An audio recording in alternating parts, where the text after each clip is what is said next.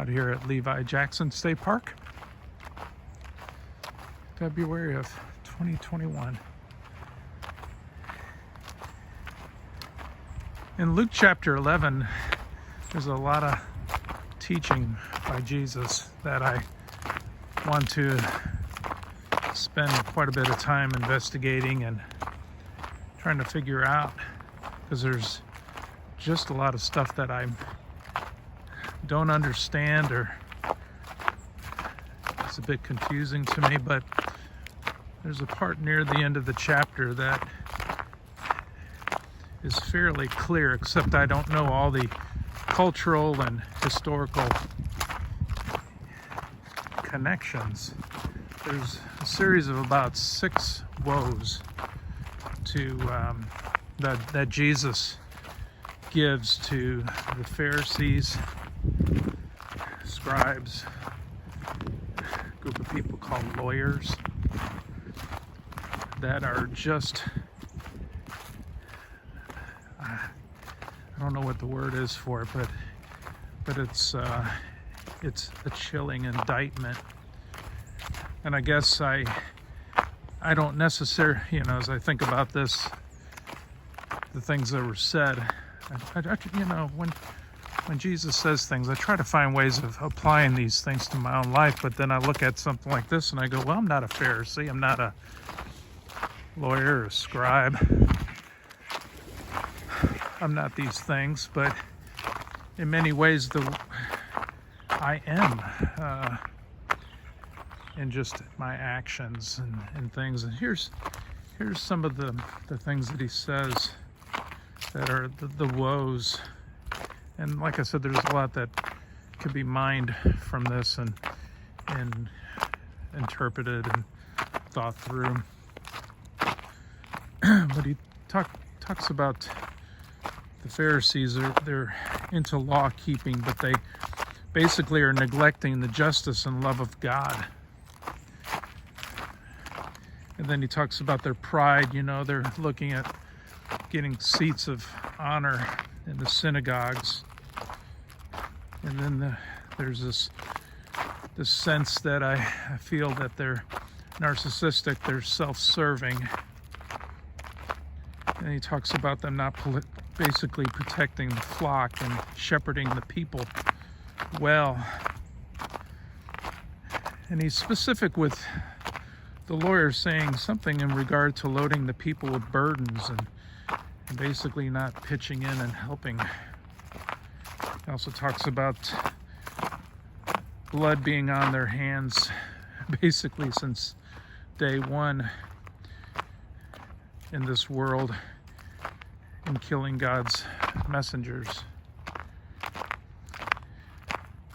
And then there's a woe in regard to not valuing knowledge and actually keeping other people away from it. It's a sobering list that I do find myself in from time to time, because I find myself sometimes drawn to being a law keeper and not even thinking about being compassionate toward people and their struggles and just issues of justice. I find myself in areas of pride where I'm more self-serving than thinking about other people,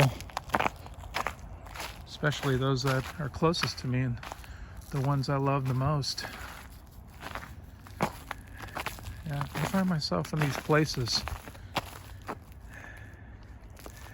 And probably the biggest one that I look at as I think about the lawyers and how they have blood on their hands.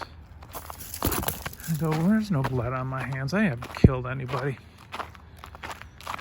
But then if I think about what put Jesus on the cross, I'm implicated, because it's my sin that put him there. For these people, like I said, there's more that I'd like to think through in regard to this. They're trying to press in and provoke Jesus, trying to catch him in his words.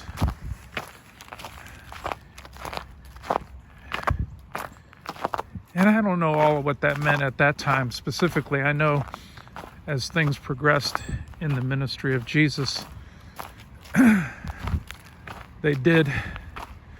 these religious leaders did make a turn and were definitely looking for opportunities of how to put him to death because they saw him as a threat.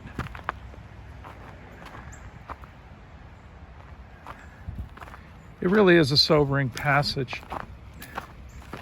When Jesus says woe to somebody, it should cause concern.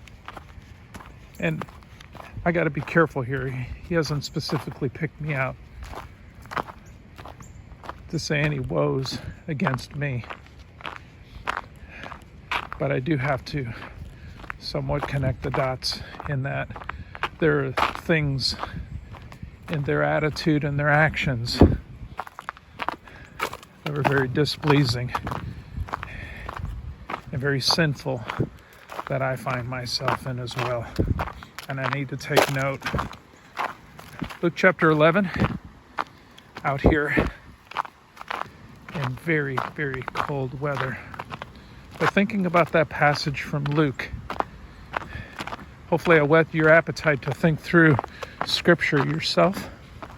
Take time to try to understand what is there for yourself. Because Jesus is trying to communicate these truths to all of us. Have a good day. Bye.